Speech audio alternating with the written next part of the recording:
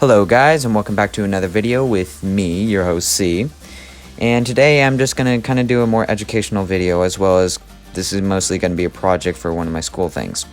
Alright, so the first basically thing is we're going to be doing the Philippine Revolution, which began in 1996, maybe a little bit earlier, with stage 1 that I'm going to be covering here in a sec.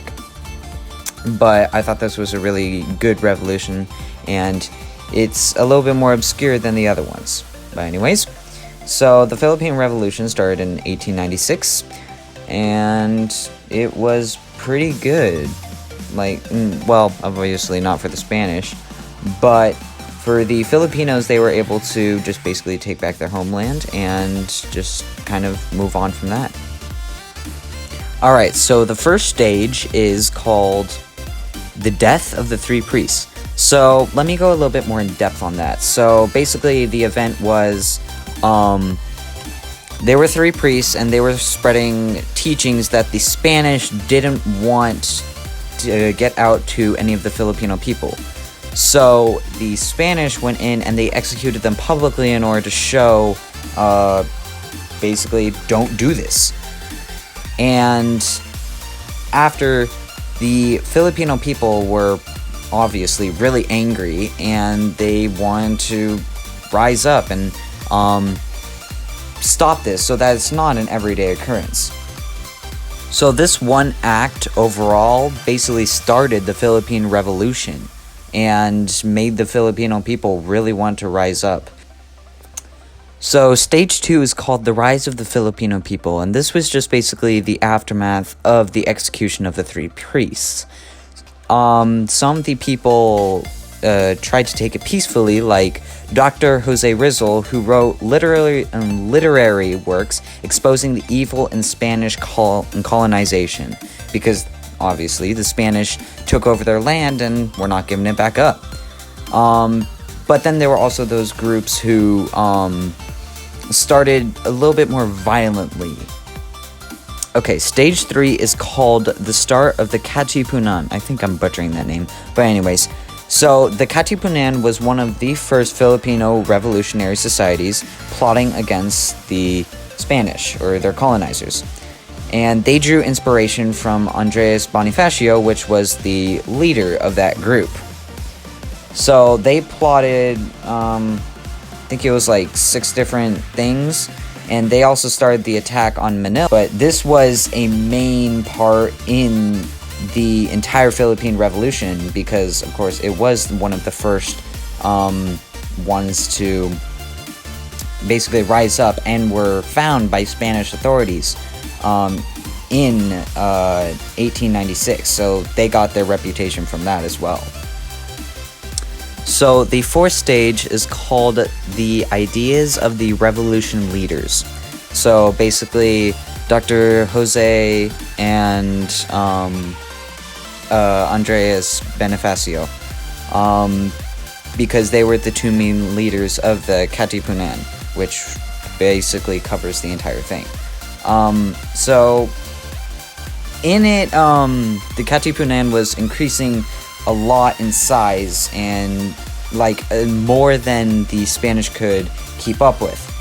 Then the leaders decided that maybe they should rise up and attack the main capital, which was Manila. Of course, Jose didn't want to do that as well, so he backed out of that and was actually arrested before the attack even happened. So that basically influenced the leaders even more in order to do an attack on the capital, just to basically retaliate back for taking away one of their main inspirations and basically starters or leaders. So finally, we come to stage 5, the attack on the capital, Manila. So the attack happened on August 22nd, and they just started the attack, and they continued to attack until they were pushed back at one point and had to flee for the hills.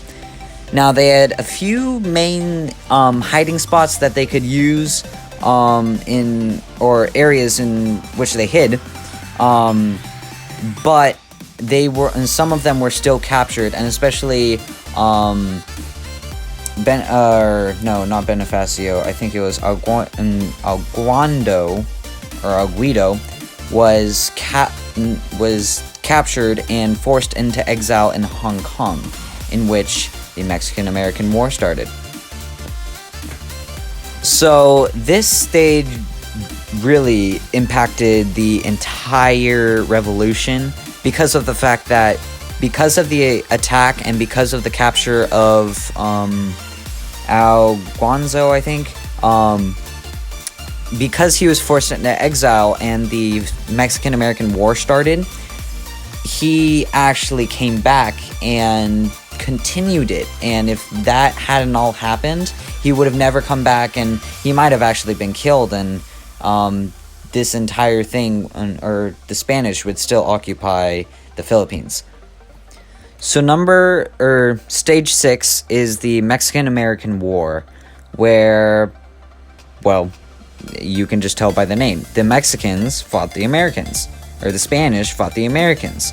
And during this time, it was a huge crucial moment because the main commander of the Navy for the American side actually completely annihilated the Spanish fleet. And that allowed for Alonso to move back and get out of exile and get to one of the American ships, and was able to talk to the commander there, which completely wiped out the Spanish fleet. We come to our second to last slide, stage 7, which is Filipinos Freedom. So after all of that, Bonifacio, Alonso, and everybody in the revolution was able to push back, or basically make a compromise with the Spanish, where the Spanish basically pushed back, and they were able to come in and just take over, and the Philippines were basically saved, and everything was all good. There wasn't really a ton of information on this, but I think that wraps it up nicely. So finally, for our last slide, we have stage 8, which is the aftermath, or the conclusion, basically. So after all of that, the Philippines were reunited once more, and the Spanish were pushed out, and the Filipinos there were able to just basically start over and just move on from there. And they have a few monuments. In stage 7, I show you a picture of one of their monuments there with the KKK flag, or the Katipunan, not the KKK, but the Katipunan. Just don't make any jokes about that. That's not funny. But yeah, it was a good resolution, and it wasn't like anything brutal like the French Revolution. But I do admit there were a few battles in which people died, so that was sad. Anyways, I hope you guys have enjoyed this video. If you want more, like this video and subscribe for more weekly content. I'm very sorry that a video hasn't come out earlier because I've been swamped by school. Swamped, I say. And if you have any other ideas, honestly, just comment down below and I will be sure to read over your comments. Anyways, this has been C, and this has been an educational video, basically, on the Philippine Revolution. So, I hope you guys have a good rest of your day, and that's mostly it. Peace out.